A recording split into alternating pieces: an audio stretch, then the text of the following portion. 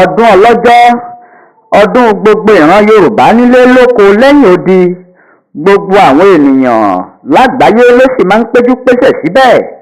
Bí ìran Yorùbá ṣe fẹ́ràn àṣà àti ìṣe tó sì jẹ́ wípé ọ̀kan pàtàkì ni ọdún ọlọ́jọ́ jẹ́ nínú ọdún ìṣẹ̀ǹbáyé àti ọdún ìbílẹ̀ ìran Yorùbá ní gbogbo ilẹ̀ káàárọ̀ oòjíire bí, pàápàá jùlọ ní Ilé Ifẹ̀. Ọdún ọlọ́jọ́ ó wà fún ìrántí Ògún tó jẹ́ akọni pàtàkì ní ilẹ̀ Yorùbá tí ìtàn sì ń sọ nípa rẹ̀. Ìtàn ọ̀hún kò sì lè parun títí ayé. Láti ayébáyé ni wọ́n ti máa ń ṣe ọdún ọlọ́jọ́ ní ìbámu àti àlàálẹ̀ àṣà àti ìṣe ìran Yorùbá. Àwọn ọmọ Yorùbá tó wà ní òkè òkun wọ́n káràmásìkí ọdún ọlọ́jọ́, kódà àwọn mọ pàtàkì rẹ̀ ju àwọn tó wà ní orílẹ̀-èdè Nàìjíríà lọ. Ìdí rèé tí aṣojú ọmọ Yorùbá ní orílẹ̀-èdè aláwọ̀ funfun His Excellency Reverend Dr. David Káyọ̀dé Babájídé JP ṣe rán oníṣẹ́ wá síbi ọdún ìṣẹ̀ǹbáyé ìran Yorùbá náà tí í ṣe ọdún ọlọ́jọ́. Aṣojú pàtàkì ọ̀hún tí wọ́n ti ṣọwọ́ láti orílẹ̀-èdè àwọn òyìnbó síbi ọdún ọlọ́jọ́ títí ọdún 2023. Àwọn ni Dr. Nasiru Ọlátúnjí. Oníṣẹ́ náà ló ní láti jẹ́ àlejò pàtàkì ní orílẹ̀-èdè Nàìjíríà níbi ọdún ọlọ́jọ́ títí ọdún 2023.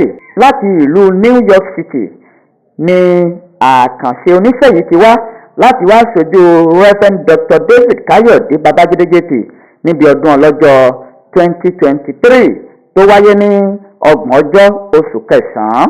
Aṣojú pàtàkì náà ló ní láti jíṣẹ́ ìkíni ẹkú ọdún fún Ọọni Riṣa títí Ilé Ifẹ̀ Ọba Adéyẹyè Ògúnwùsì Ọ̀jájá kejì. Bẹ́ẹ̀ náà ni aṣojú náà ó ní láti jíṣẹ́ ìkíni kú ọdún fún gbogbo àwọn orí adé bíi Ọwá Ajérò of Ìjérò Kingdom, Aláyélúwà Ọba Joseph Adébáyọ̀ Adéwọlé Ọrùn Ìlẹ̀kẹ̀ tó péjú pésẹ̀ síbi ayẹyẹ ọdún ọlọ́jọ́ títí ọdún yìí. His Excellency Reverend Dr. David Káyọ̀dé Babájídé JP ló gbé oníṣẹ́ ọ̀hún dìde. Aṣojú ọ̀hún ó jíṣẹ́ ọ̀hún bó ṣe tọ́ àti bó ṣe yẹ. Ìdí rèé tí aṣojú tí His Excellency Reverend Dr. David Káyọ̀dé Babájídé JP rán tó fi kẹnu bọ àdúrà tó ń sọ báyìí wípé kí Ọọni Riṣa Arole Oodua kí wọn ó pẹ́ láyé bí mọ́pẹ́ ṣe é pẹ́, kí ọdún eléyìí kó sì má jẹ́ àṣemọ.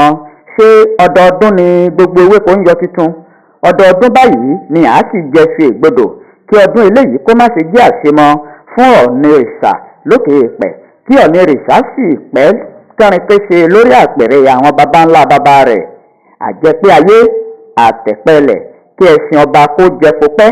His Excellency Reverend Dr. David Káyọ̀dé Babájídé JP ló ń kí Ọọni Riṣa lórúkọ gbogbo àwọn ọmọ bíbí ẹ̀yà Yorùbá lókè òkun. Bẹ́ẹ̀ ni wọ́n ń ṣe ní àdúrà yìí pé kí orílẹ̀-èdè Nàìjíríà kó ní ìlọsíwájú, kí Ọọni Riṣa kó máa lọ sókè, kí His Excellency Reverend Dr. David Káyọ̀dé Babájídé JP kí àwọn náà kí Ọlọ́run túbọ̀ ṣe àlékún àrísìkí àti ìbùkún. Èyí ni kíni kú ọdún ọlọ́jọ́ láti ọ̀dọ̀ His Excellency Reverend Dr. David Káyọ̀dé Babájídé JP.